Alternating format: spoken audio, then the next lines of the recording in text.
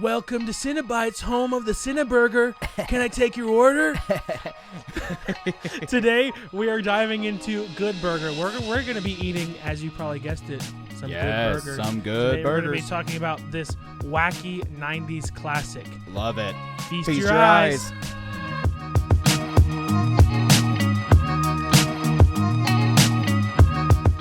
All Yeah, right. so Good Burger.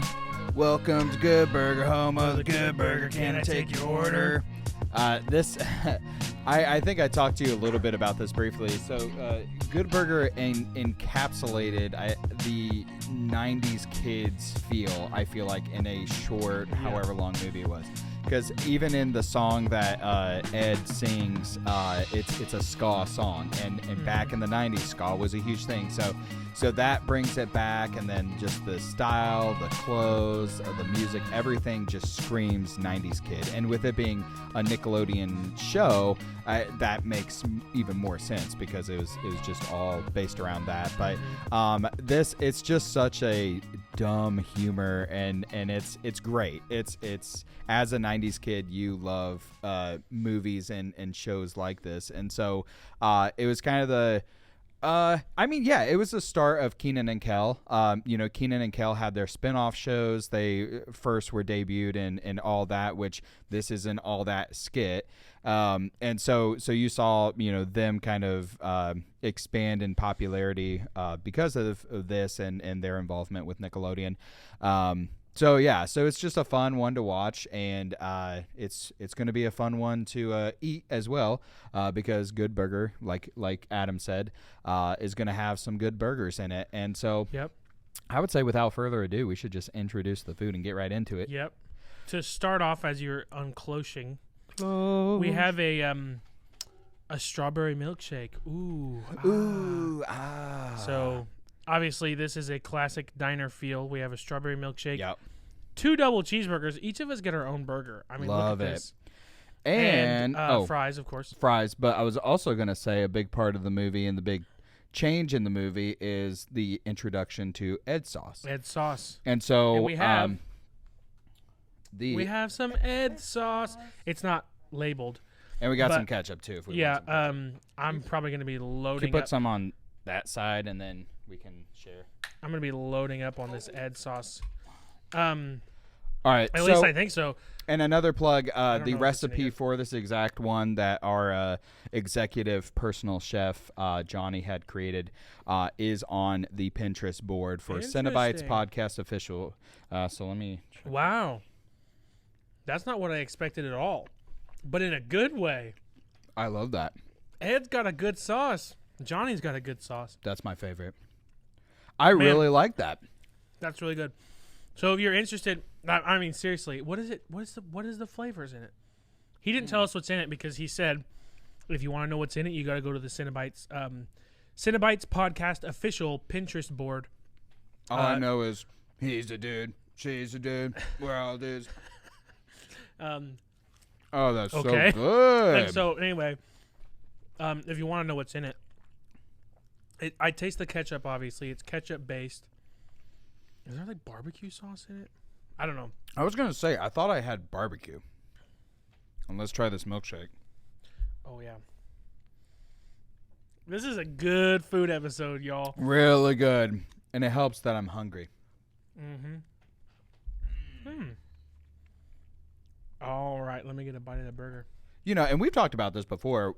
We are saucy guys. I'm So a saucy boy. anything that has to do with sauce and a signature delicious sauce, we're all for it. And this is a delicious signature sauce.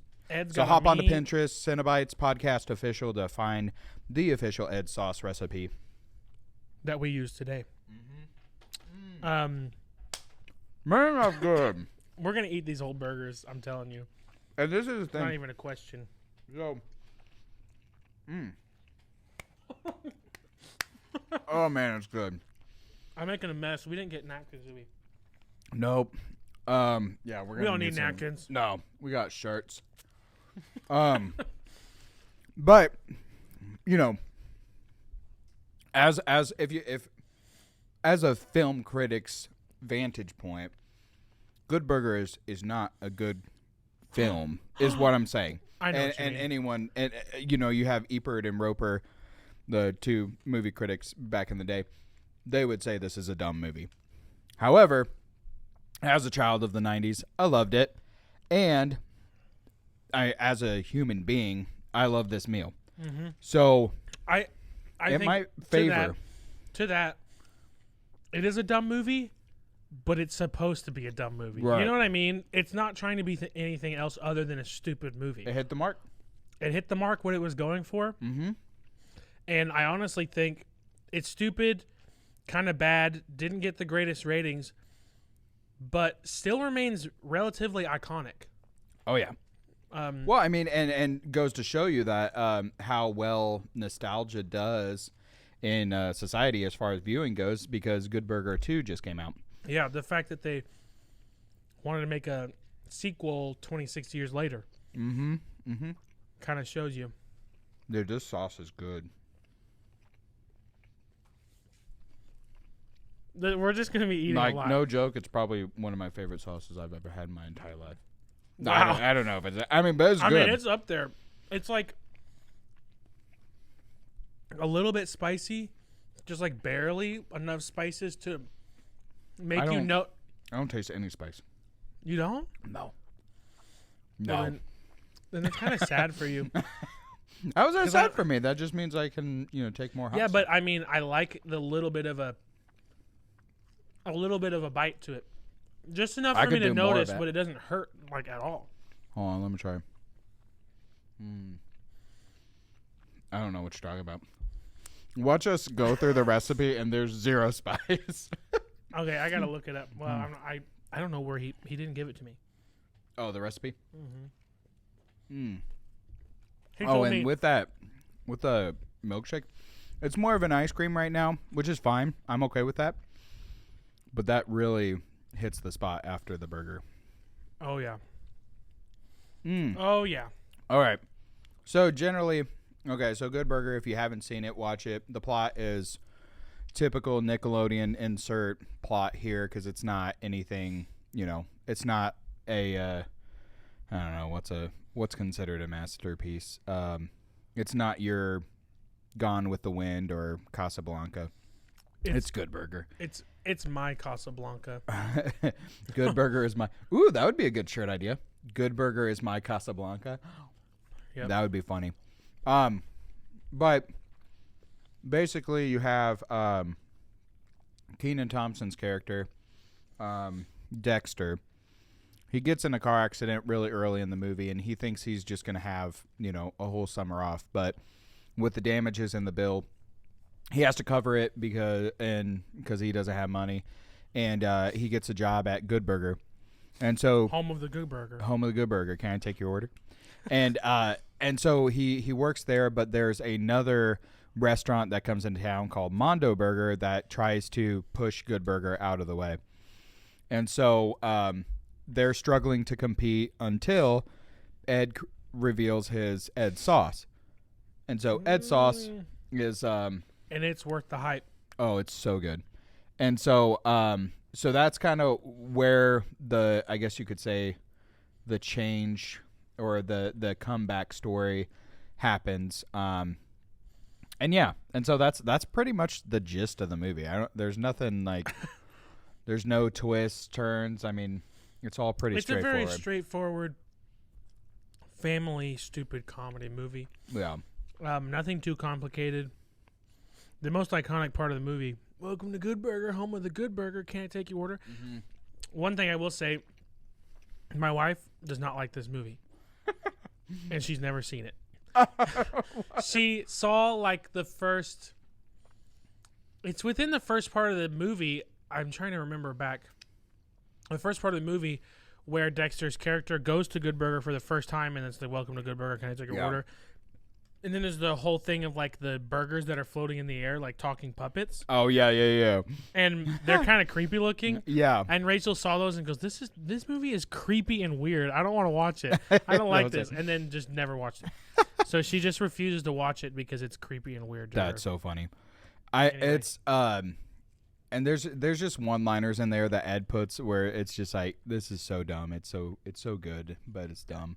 And the part, like, there was one where he said, don't you look familiar? Don't I know you from somewhere? He's like, have you ever been to Australia? He's like, no. He's like, me neither. It's like, what? And then there's another part. My brother and I used to always say this growing up to each other.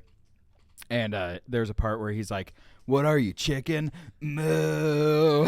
Yeah. Moo. It's so funny. But, I mean, it really is a dumb. And if that is the dumb humor that you just don't find funny or you think is you're just not going to have a good time, then don't watch it. I mean, because that's what it is the entire time. That's the whole movie, yeah. But, I mean, if you like dumb humor like that, then this is the movie for you. But don't go in expecting it to be, the best movie you've ever seen, because it'll let a lot of people down. Yeah. Yeah, you don't want to think about it too much. It's kind of in the same vein as like Napoleon Dynamite. Oh, no. No, but I'm saying okay. The type of comedy is different. Yeah. And Napoleon Dynamite is way better, but I just mean it's in the same vein of it's like a very niche comedy. Mm-hmm. And so you kind of have to like that comedy in order to like the whole movie. Mm-hmm. Mm-hmm. Because the movie, objectively as a whole, in terms of directing, editing, acting, all those things, maybe not that good. But if it hits your type of comedy bone perfectly, then this is the movie for you. I feel like it hit the mark on a lot of kids' Nickelodeon movies during that time. Sorry, my mouth is full. And if you were a fan of that just dumb, like, I will get into this later, dumb Dan Schneider produced work, like all that, the Amanda Show, everything like that, then you would like this movie because it's in that same realm of comedy. Yeah. Which is a lot of dumb humor and just random humor. It's just random. Yeah, and it honestly, that kind of humor shaped that era. Oh, very much definitely, so. And definitely informed the 2000s as well. Yeah. I mean, that's the kind of stuff that that's the kind of humor that, I mean, most kids' humor that you're growing up with. And it does evolve, but it did inform it for many years after that. And that was still the works, even early 2000s was still the works of Dan Schneider. Yeah, yeah. Like, it really trickled into a lot. Oh, sorry. It really trickled into a lot of those. Sorry, I'm trying to get this Ed sauce on here. It's so good. I looked it up, and I don't know if it's the recipe that he found, but it didn't look like there was anything spicy in it. I told you. Unless he used, like a spicy barbecue sauce. I don't think he did. Because there's this recipe, and I don't know if it's the one he used, has mayo, Thousand Island, barbecue sauce, relish, onion powder, lemon juice, vinegar, sugar, salt, pepper. That might be it. And then food coloring optional to get the color right, which is weird. But that might be it. It might be it. But I say it's spicy. It's not spicy sauce. I'm just saying it has a little bit of a... You can't go back. You can't go back. I swear, okay? It's on record. I swear. It's on record now. I swear it's not that spicy. Anyway. All right. Well, he let's must have used kind of a spicy barbecue sauce. I'm just going to say that. I don't think he did at all. I'm going to ask him afterward. Say, yeah, and don't... Like I asked him earlier if water was wet. No. But that's... Yeah, I'm going to ask him. We're going to get into that. I'm going to say, all right. No, we don't need to get into that. We're going to get into it. No, because I don't have a strong stance on it anymore. Water isn't wet. I'm just leaving it there. You're right. Yeah, I am right. All right. Next we were having an argument earlier. I said water is wet, and he disagreed. Or water isn't wet. No, I just said that, like, I just threw that out there, and then you are very passionate about it not being wet. Because you're dumb if you think water's wet, is what I'm thinking. I didn't say I thought it was. So I'm trying to correct everyone one person at a time. All right, I'm correct. And now you're corrected. All right, thank you. So we can ask him. I don't know. There might be some spice in there. I just don't taste it right now. But I also have the palate of an adult. I'm just kidding. No, I'm just kidding. No, I don't know. I'm gonna put Ed sauce in my milkshake. It's really good. If you get a put it on chance to anything. recreate it at home, do it because it is good. And I don't think we're overhyping it. I think we are hyping it just the right amount. Just the good right amount of Just hype. the right amount. So we can go ahead and rate this along with the movie.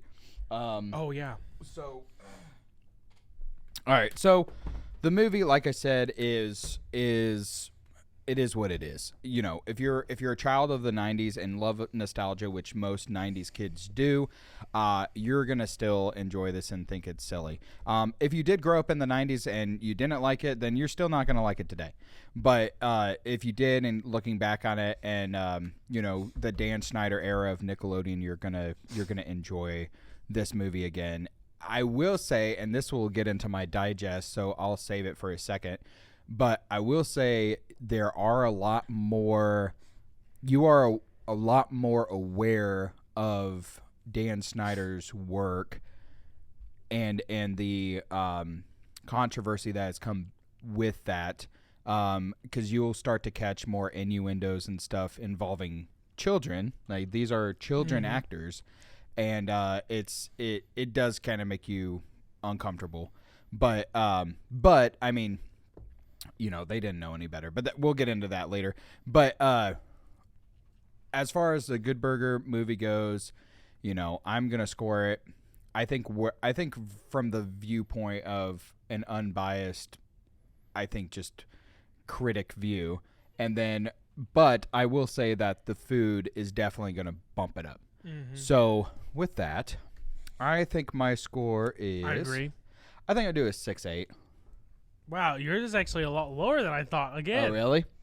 making me reconsider my rating. No, but I think I want to, because the food is really good. I don't want to downplay the food, but I think Good Burger is bad enough film wise to bring it down there. Yeah, I'm kind of. I realize I did my math wrong. Let me fix this, because I was gonna give. The food really bumps it up, but it's. I don't know. All right, here's what I'm giving it. I think I'm gonna stick. I think. You Well, it can depends stick on with what you it. say. Yeah. I'm giving it a 7.5. That is a weird looking 7. And a weird looking 5. Yep. right. Okay, that's fair. 7.5, because I was thinking movie. I'm giving it a 6.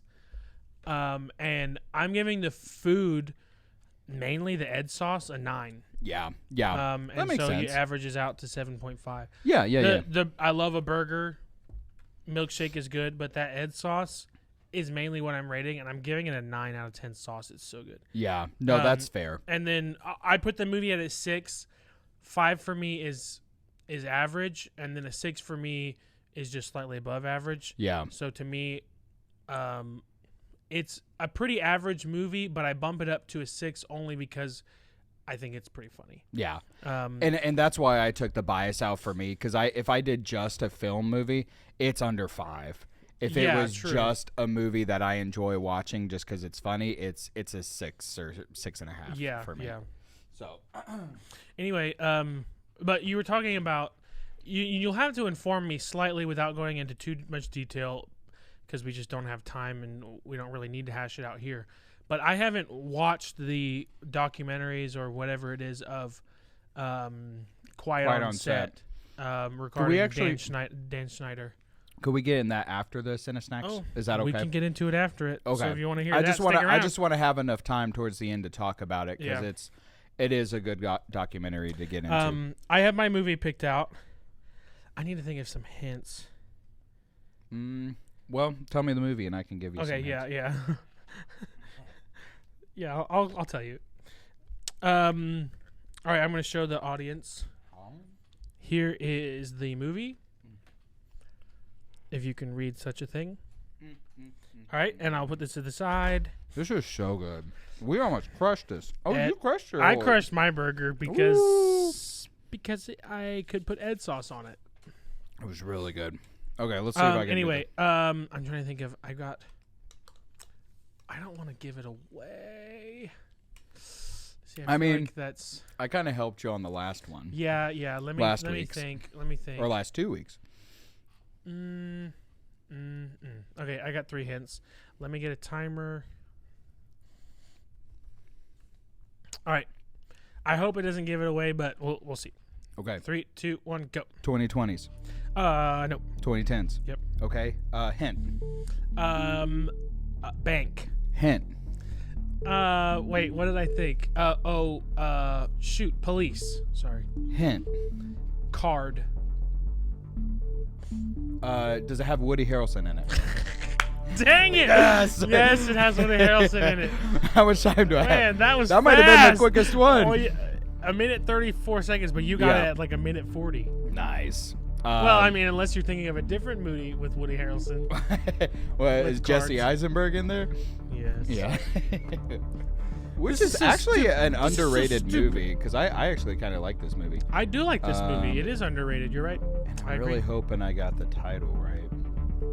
If you didn't get it right exactly, then you don't get the point. I'll just cut the time shorter so that we can have time to talk about the Quiet on Set. But now you see me. Now you see me. Woo! Okay, what's the punishment? Wow, 2 wins in a row. Look at us. Wow. That's well, honestly technically 3 because I got on the Oh, that's last true. one. That's true. So wow, we're on a winning streak. Look We at are. us. Let's keep it going. Yeah. But anyway, yeah. Now you see me. It's pretty good. Yeah. Oh yeah. I like it actually. I feel like I it's thought you were underrated. saying now that I see you. You're like it's Now pretty, that you see me, I'm pretty good. I'm I'm pretty good. No, it is. So the punishment is that there's one scene in the movie where Spatch. Spatch. Spatch. You get hit in the face with a spatula. Anyway, he's trying to get a fly or something, right? And he's slapping the spatula around and then hits himself in the face. Okay. So Did I just hit you do once? you slap me or should I just slap myself? I feel like you need to do it to me. Yeah, I need to slap you. Why would you do it to yourself? Well, because he did it in the movie to himself. Oh, I see what you're saying. No, but it's fine. It's fine. It's just. What if you like hold it and then I like pull it back? No, All right. just hit me. How about we do this? As I'm talking about Quiet on Set, you can just smack I can me smack anytime. you anytime, and it's Yeah. got to be in the face. So you might need to put In the your. face. He got smacked in the face. Okay. Okay, Or I'll do your head. I agree. Kind of like in the the head, Ratatouille. right here. Kind of like Ratatouille. Yep. Okay. Do that. All right. So so let me think about this. Okay. You're so just thinking about. Ow! Gosh, dang it. Sorry. I knew it was coming, and I still didn't expect it. Oh Okay. my gosh. So yeah, and that felt a little hard. Was that too hard? I'm sorry. I'll make it out. Okay, okay. Alive. All right. Okay. So what was it? Netflix. Is that I where don't we know. saw it, or is it on Max? I think it was on Max. So Max released a documentary called Quiet on Set, and it follows all of the Dan Snyder's era of kids shows on Nickelodeon. Primarily, well, I mean, really, it was all of his work. So you have all that. You have the Amanda Show. Even Zoe 101, Drake and Josh, all of these involved iCarly. Oh. Did you say iCarly? No, I didn't. I just wanted to smack you in the face. I was like, I thought you didn't say iCarly. And so there was, so really all of that was Dan Snyder's world.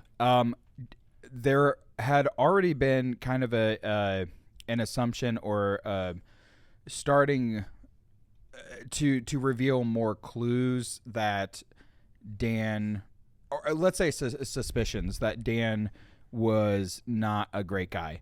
And one of the biggest ones is a lot of people were, he brought a lot of tension to the set. So whenever he was mad, it was a really scary time. And we're talking about kids. Like these are children in Hollywood on the set of all these shows.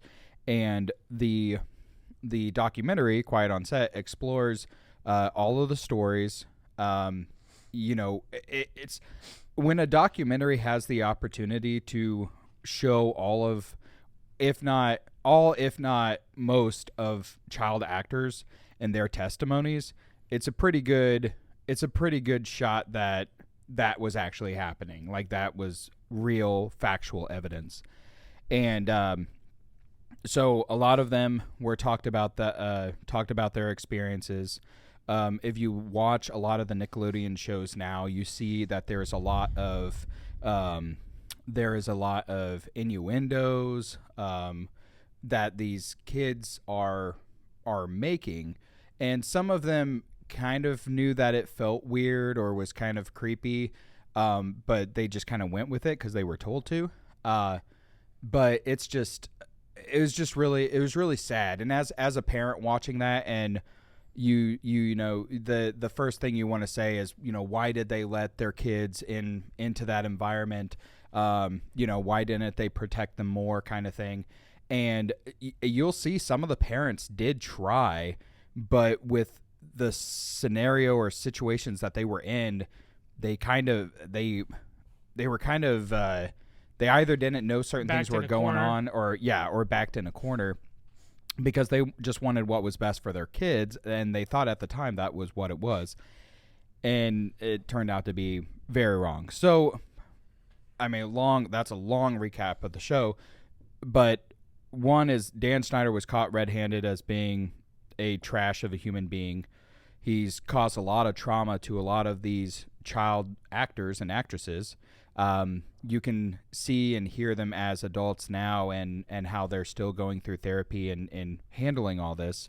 Jeanette McCurdy is one example. She came out with her book, what is it called? I'm Glad My Mom Died. Mm-hmm. And if you read through that, she refers to Dan as the creator.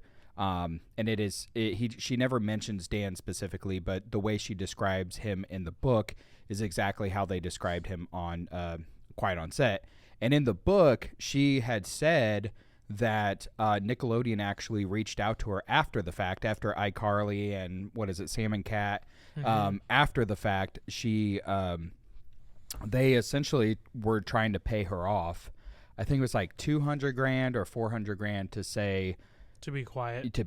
Yeah. Mm-hmm. And she said, well, I'm not going to take this hush money, and that's why it's in the book. I imagine that a lot of those childhood actors and actresses were given the same thing, because all of them faced some kind of abuse from Dan Schneider and from some of the staff that they had in the production. So the digest is, watch it. It's good. It's hard to watch, especially if you're a parent, just knowing that there were kids in that situation.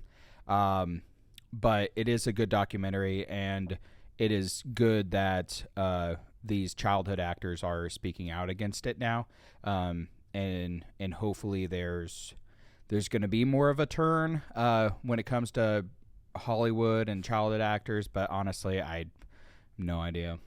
Don't know what's going to happen. But it is a good series. Drake Bell also makes an appearance and gives his story, and he's been kind of having some ups and downs too up until then, you know, with allegations and stuff. So yeah, it's interesting because I know he's had his own. Ow, that's probably the last one. I know he's had his own. Yeah, you're right. Allegations and different things that have come up. But I mean, I never want to excuse someone's behavior, but when you're treated horribly and have some childhood trauma like that. Mm-hmm. It doesn't excuse the behavior, but it can explain the behavior. Mm-hmm. And so, anyway, I kind of when you hear something like that, then it kind of makes sense. I took a big bite again. Sorry. That head sauce, irresistible. But I was gonna say, sorry. Talk more about your thoughts on this. Well, I was just gonna say that, it kind of sucks because a lot of these shows specifically are right in these are my childhood too. I think some of them it spanned to both of ours. Yeah, I was going to say some of them were your childhood, some of the older ones. Because I grew up with All That and the Amanda Show. Those were my primary ones. And then I kind of got older when it got into Drake and Josh and stuff like that. But like Drake and Josh, iCarly, Victorious, and even a little Zoe 101. I didn't really like Zoe 101, but anyway, those are all like right there when I'm a kid. I loved iCarly. That show's still funny to me to this day. And Drake and Josh, that's one show me and my mom watched all the time. Yeah. And so it kind of puts a little bit of a taint on it, a little bit of like it just makes it a little bit more difficult to watch after hearing all this. Luckily, it's still good. It's still good shows. They're still funny. Sometimes you catch some things where you're kind of like about them. But you watch the documentary, they'll show clips that it's kind of like when you watch it in that context, you're like, how did we not see this before? Or how did parents not see this before? Yeah, and it's kind of an interesting thing where it's like equally sucks because now watching these shows, we know what was going on, but also equally is good because we know what's going on. Right. Awareness was brought to it, and everyone knows he's a horrible person now. Like he really is. Does. And so it's like, it's kind of both. It sucks that we know this because when you watch the shows now, you're like, oof. But then you're also like, but it is good that we actually know it because it's public knowledge now. And and the documentary has been wildly popular and spreading. So, and they had a conversation, or there was he was invited on some kind of interview or podcast, and he was confronted about it. And they said, you know, what would you like to say for yourself, essentially? And he said that he's sorry that people, you know, had the what am I trying to say? That had those experiences, but it just didn't feel or seem genuine, and because it almost came off as he was apologizing just because he had to, and not because he believed what everyone else was saying. Yeah. And I mean, he's caused so much trauma for so many people's lives. I mean, like even Amanda Bynes, if you see her now and the way she carries herself now is completely different than when she was a child working under Dan Snyder. So it has lingering effects, you know, and it is traumatic experiences for these kids.